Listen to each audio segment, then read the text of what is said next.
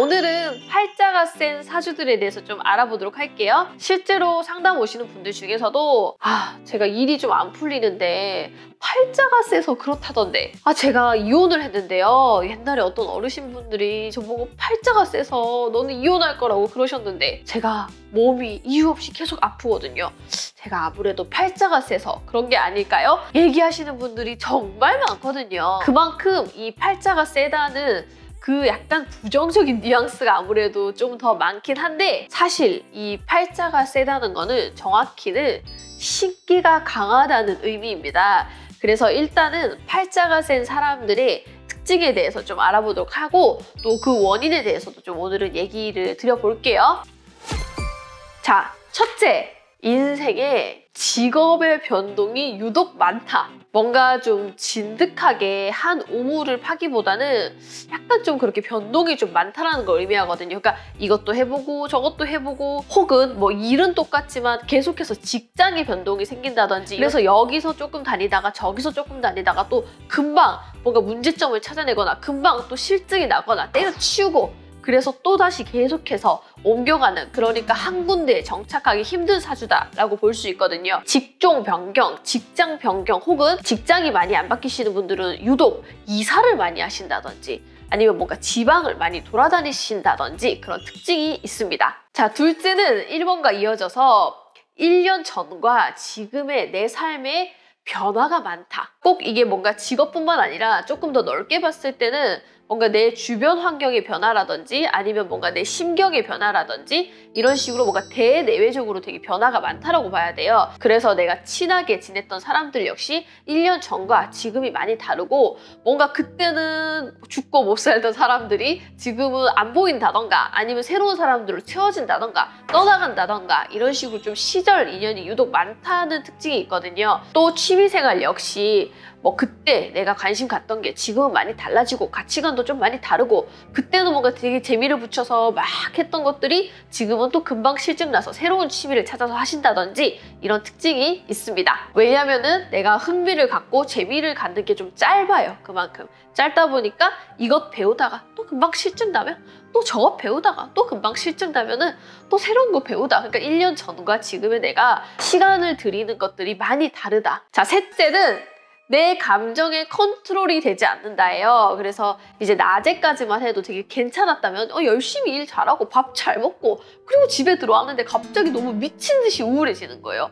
내가 왜 이렇지? 왜 이렇게 내 인생이 갑자기 뭐가 잘 안 풀리는 것 같지? 왜 이렇게 내 삶은 우울하고 울적하고 남들은 다 잘 되는 것 같은데 왜 이렇게 나만 이렇게 뒤처지는 것 같지? 방금까지 밥 잘 먹고 친구들하고 잘 놀고 하다가 이렇게 내가 컨트롤할 수 없는 그런 감정의 소용돌이가 미친 듯이 계속해서 휘몰아친다라고 볼 수가 있는데 특히 술을 마시면 더 심해지는 경우가 많고 또 이게 잦아지다 보면 이제 심각하게 자살 시도를 한다든지 그런 식으로 조금 더 극단적인 방향으로 가시는 분들도 계시고 사실 이유는 아주 간단하게 아까도 설명했다시피 팔자가 세다는 것은 신기가 있는 거라고 했잖아요. 근데 이 신기라는 게 내가 이렇게 컨트롤이 가능하고 맞아 나 신기 있지? 신기 스위치 온, 신기 스위치 오프 이렇게 온오프가 가능하면은 상관이 없겠지만 내가 원치도 않게 계속해서 그런 영감, 촉감 이런 게 느껴지는 거다 보니까 일상생활을 할 때도 이런 신기가 발동이 되는 거거든요. 그래서 눈에 보이지 않는 그런 기운 같은 거를 탈 수밖에 없기 때문에 그러니까 느낄 수밖에 없기 때문에 우울한 사람과 잠깐 있어도 그 순간만큼은 괜찮았지만 집에 들어오면 그 우울이 전염이 된다든지 누가 죽었대, 뭐 누가 아프대 그런 소리만 들어도 이상하게 내가 그 다음날부터 몸이 나도 같이 아픈다든지 그런 특징들이 현상들이 생겨날 수 있거든요. 이 기운이라는 게 막 눈에 보이고 그러면은 차라리 좀 내가 믿을 텐데 생생하게 보이지도 않고 들리지도 않고 그렇다 보니까 내가 왜 이러지? 내 정신병인가? 왜 이렇게 내 감정이 컨트롤이 안 되지? 하고 그냥 괴로워하시는 경우가 되게 많거든요. 근데 사실 정확히는 이게 신기가 있어서 그런 거다. 근데 물론 이 중에는 정말 분노 조절 장애인 분들도 있어요. 그냥 내 분노를 조절하지 못하는데 이거는 신기와는 조금은 거리가 있다. 자, 넷째는 바로 촉이 좋다라는 말을 많이 듣는 거예요. 그래서 이게 촉이 발달돼 있다고 해서 막 무당이 돼야 되거나 그런 팔자도 아니고 그냥 신기가 있는 것 뿐이거든요. 그래서 제가 예전 컨텐츠에서도 항상 얘기했다시피 연예인이나 그런 예술가들의 그런 끼처럼 우리 절대 음감이라든지 한 번도 춤을 제대로 배워본 적이 없는데 막 노래를 들었는데 막 자동으로 막 그루브를 타고 막 뭐 춤을 추고 이런 애기들 막 신동이라고 부르잖아요. 그리고 막 트로트 역시도 제대로 배워본 적도 없는데 막 꺾기라든지 너 어쩜 그렇게 잘해? 그냥 다들 이 정도 하지 않나요? 그냥 저절로 되던데요? 이런 식으로 신기 역시 내가 선천적으로 그냥 타고난 끼, 타고난 능력, 타고난 그런 기운이기 때문에 쟤는 이상하게 저럴 것 같아. 쟤는 이상하게 왠지 그렇게 나의 뒤통수를 칠 것만 같아. 이런 식으로 촉이 과하게 발달되어 있는 경우가 많다. 자, 5번째는 인간관계가 쉽지가 않다. 이것도 역시 앞에랑 연결이 됩니다. 우리 촉이 발달돼 있다 보니까 타인을 시간을 두고 오랫동안 지켜보고 뭔가 경험에 의해서 그 사람을 겪기보다는 내가 조금은 지레 짐작하는 부분들이 많아요. 쟤는 이상하게 왠지 배신을 때릴 것 같아. 쟤는 이상하게 왠지 뒤에서 땀만 먹을 것 같아.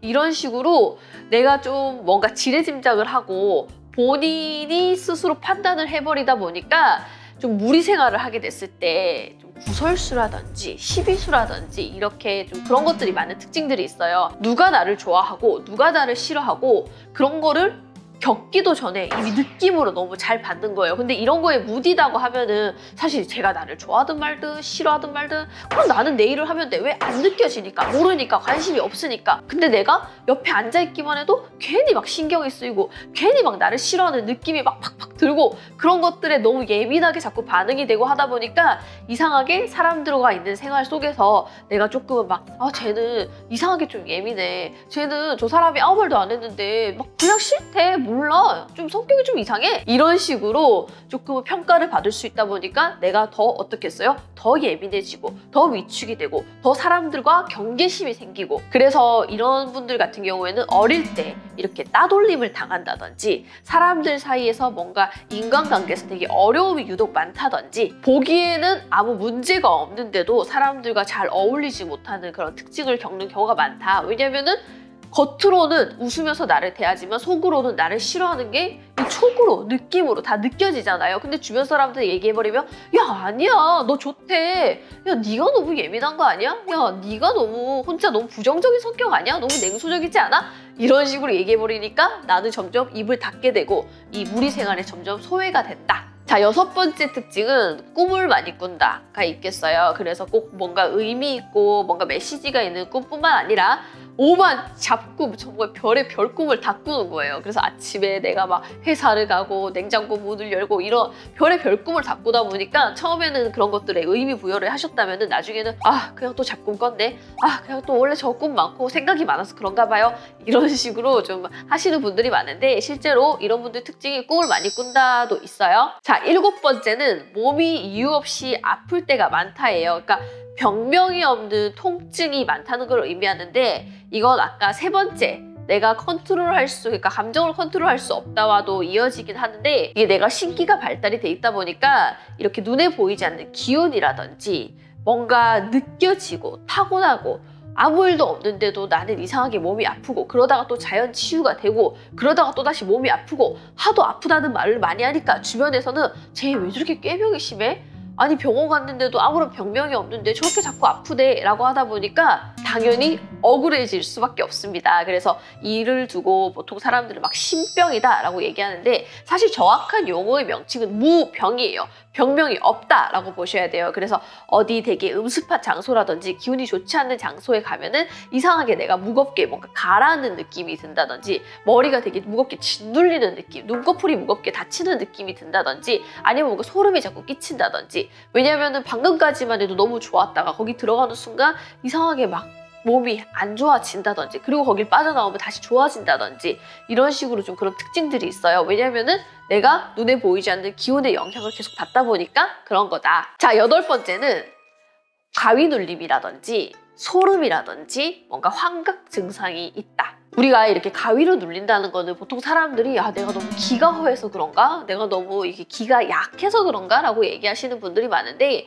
정확하게는 이것도 똑같아요. 이게 내가 신기가 있다 보니까 그런 기운을 타는 거거든요. 그래서 안 좋은 곳에 갔을 때 아까도 말했다시피 소름이 자꾸 끼친다든지 뭔가 이상하게 춥다든지 그렇게 뭐 환각, 환시, 환청, 환후, 환비 보이고 느껴지고 냄새가 나고 뭔가 환촉까지 뭔가 느낌이 오는 것만 같아. 그런 식으로 보이지 않는 것들에 대해서 자꾸 그런 게 느껴지다 보니까 사실 제가 이렇게 얘기한다고 해서 막 사람들은 아 그렇다고 진짜 귀신을 뚜렷하게 보지도 않고 뭔가 이게 확실치가 않아서 제가 얘기를 하면은 주변 사람들이 저를 이상하게 볼 것만 같아요 라고 그냥 입국하시는 분들이 있는데 실제로 귀신은 일반인들에게는 선명하게 느껴지지가 않는 게 맞아요. 그래서 연기처럼 보인다든지 그냥 우리 몸으로 뭔가 쭈뼛쭈뼛 털이 선다라고 표현하잖아요. 그렇게 희미하게 느껴질 뿐이지 본인이 경험하신 게 맞다. 당연히 일반인이다 보니까 뭔가 너무 선명한 귀신의 모양, 너무 선명한 그런 형체, 너무 선명한 음성